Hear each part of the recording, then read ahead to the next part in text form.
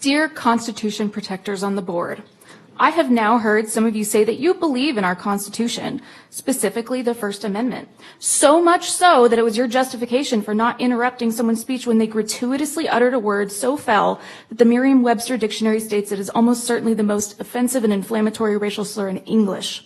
A Supreme Court justice once said, "No other word in the English language so powerfully or instantly calls to mind our country's long and brutal struggle to overcome racism and discrimination against African Americans." That was Brett Kavanaugh. You might at least pretend to understand the extreme privilege of where you sit today, not just on this dais, but 4 of you 5 are middle-aged, middle-class white men.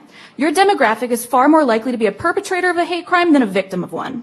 You sit in your comfortable homes, polishing your expensive firearms, and have the audacity to complain about how hard it is to live in America these days. You complain about cancel culture from the comfort of a slick recording studio and then hop into a lifted truck worth $60,000.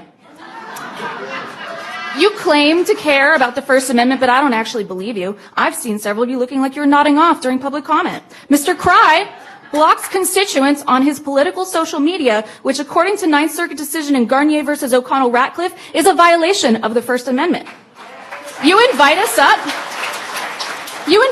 to this podium and give us 3 minutes of you staring blankly at us, not caring what we have to say. You allow speakers to go over time with their words fit your agenda and then cut them off abruptly when they criticize your actions. Free speech is a fundamental right that often cannot be regulated by government. But Patrick Jones, while others on your board rightfully condemned the gratuitous and unnecessary use of a racial slur in a public meeting, you instead chose to interject an unsolicited First Amendment lecture, by the way, not a lawyer, and then singled out Mr. Pinckney, talking out of turn as supposedly more egregious than the racial slur that incited the strong response in him as the only African American in the chambers. If you had a shred of decency, you would have said, "Hey, I don't like outbursts from the audience, but in this situation, I understand." Instead of waiting a week to have a photo op where you didn't even apologize for your actions.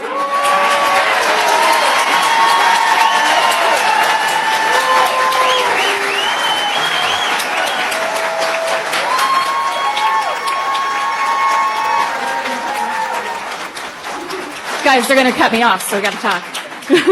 The Constitution isn't just for a few self-styled patriots who wrap themselves in the flag and champion the values of only straight white Christian conservatives. As elected representatives, you must set aside your personal agendas and legacies and treat all of us as equals, including those who do not look or act in a way that pleases you. You have not shown a predisposition for doing that, and you should relinquish your power for someone who will truly respect the values of our country and our county.